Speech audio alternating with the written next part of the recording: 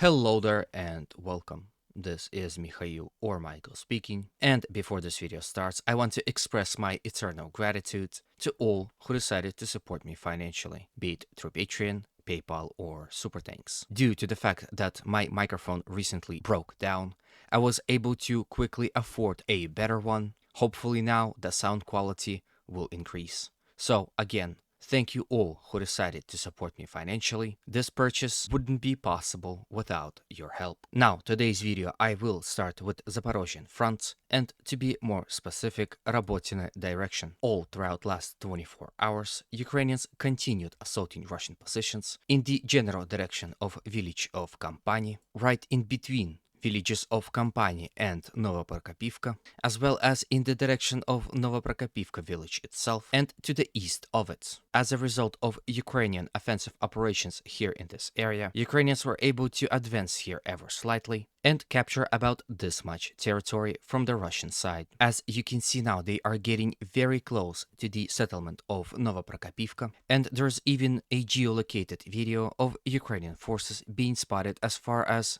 here in this area. I'm going to play this video and I'm going to comment on it, but due to the violent nature of it and people getting killed in it, it would be censored here on YouTube. However, I will post uncensored version on my Patreon, so consider joining it so you can view my videos without ads and censorship. So on the video, you can see one single Russian soldier sneaking on two Ukrainian soldiers taking cover in the area I just showed on the map. Then as he approaches a corner of this cement block, he spots two Ukrainian soldiers. Soon after, he opens fire, hitting one in the back, and then hides quickly. However, due to the confusion, or perhaps a firefight happening near them, they were unable to identify the exact location of Russian soldiers that fired upon them. Because of that, Russian soldier had a second peek and quickly takes out a second soldier. And then, as you can see on the video, the Russian soldier carefully and quietly moves forward, taking out the one soldier that was still injured. Now, what was it is unclear. Perhaps it was a Recon group that was able to sneak in while the main fighting was happening in this general area. This is one of the reasons why they were sitting here and weren't looking in this direction, but in this direction. And as you saw on the video, this is the reason why Russian soldier was able to sneak in unidentified and destroy this small Recon group. In any way, this marks a first instance in which Ukrainians are spotted at a very outskirts of the village of Novoprokopivka. I'm sure now the incursions will continue, and sooner or later Ukrainian forces will reach this sector and the fight for the village will be initiated. Now, the situation to the west of Robotyne remains to be difficult for the Ukrainian side. They were not able to gain any territories here in this area, despite the fact that they were continuously assaulting Russian positions on this portion of the front. For example, here on this video, you can see Russian artillery striking upon Ukrainian defensive positions along this forest line, where both Russian and Ukrainian positions are located. Generally, this is the situation on this part of the front line. Russian artillery continuously strike down on Ukrainian soldiers, not allowing them to advance freely and safely, inflicting heavy losses on advancing infantry, and even hiding in the forest lines doesn't help Ukrainian soldiers. Then from village of Robotyne, we go to the village of Verbovo. First, it is important to note that Ukrainians did continue to expand their zone of control in this salient here, however done so slowly and mostly in the direction of Novoprokopivka. When it comes to the village of Verbovo itself, the intensity of Ukrainian assaults had significantly increased, and there were vehicles spotted to the other side of anti-tank ditch and dragon teeth defensive fortification. On the video geolocated in this general area, you can see Ukrainian Max Pro advancing on the road behind tree line. However, it didn't help as it was hit by Russian ATGM, and as a result of that was destroyed. More and more vehicles are spotted to the other side of dragon teeth and anti-tank ditch. And with that, the intensity of Ukrainian attacks here in this area are increasing greatly. Overall, it would seem that Ukrainians were able to regain and hold on to the trenches located along the first line of Russian defense. As geolocated video suggests, the fighting now is happening along these forest lines. where Ukrainians are mostly advancing in this direction along the Russian trenches in attempt to capture them fully. After that, of course, they will be able to advance in the direction of Romanivsky. However, as you can see,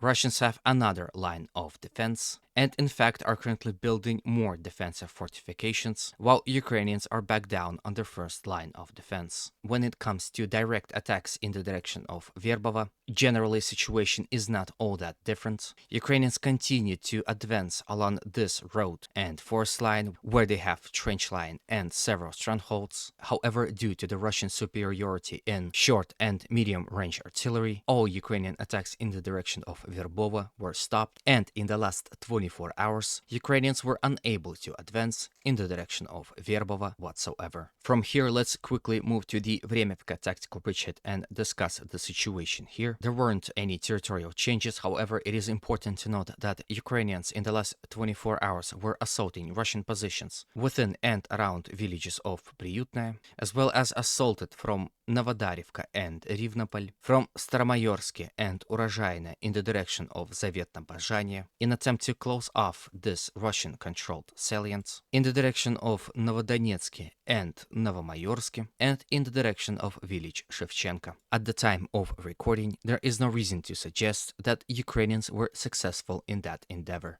Then, from here, let's visit the settlement of Avdiivka and discuss the situation here. If you remember, a few weeks ago, Ukrainians had become extremely active here on this front and started a massive push in the direction of village of Opitne or Opotne. At some point, they were able to penetrate Russian defensive lines, enter the village itself, and initiate battle for it. However, pretty quickly, they were counterattacked by the Russians and were driven back. At this point, fighting in this area is of positional style. It is mostly artillery that is doing its job, like you see here on this video, where Russian artillery are shelling Ukrainian positions located in the tree lines right in front of the village of Opotne.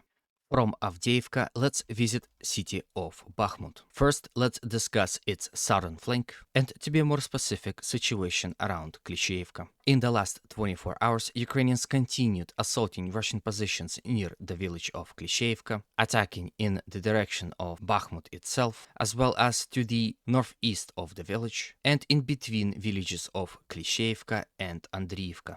As a result of these offensive operations, Ukrainians were able to capture portions of the field in between Andriivka and Klishchiivka. As you can see here on this picture, they are slowly but surely expanding their zone of control around the recently captured villages, and at some points are fighting beyond the rail line, which Russians are using as a natural defensive line. From the reports that I was able to acquire, it doesn't seem like Russians are sitting idle here and are constantly counterattacking Ukrainians in an attempt to negate any success that they have here in this area. These counterattacks not only happen around Andriivka, but also around Klishchiivka as well. Russians are constantly attacking across this rail line and sometimes are able to enter Klishchiivka and fight within it. So, despite the fall of both Andriivka and Klishchiivka, the Russian front line here had not collapsed, and Russians are actively fighting and contesting both of the villages. From here, let's discuss Ukrainian attacks in the direction of villages of Kurdyumivka and Zelenopilya. It became very evident that Ukrainians continued their assaults in that direction and were recently spotted within this small building here, where they were bombed by the Russian drones.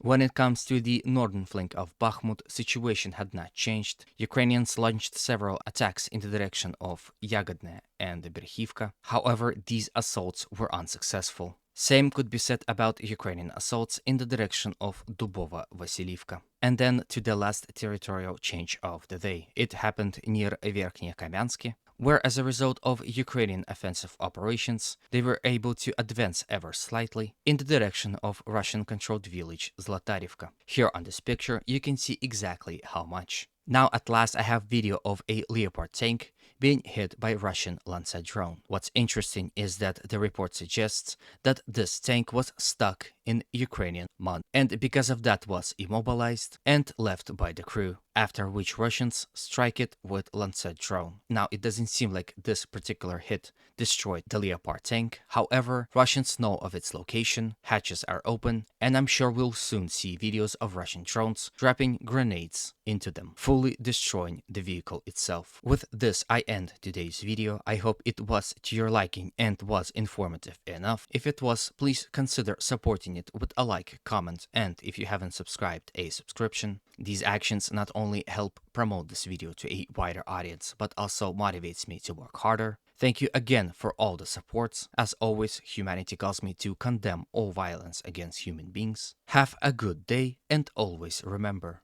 Russia will be free and great.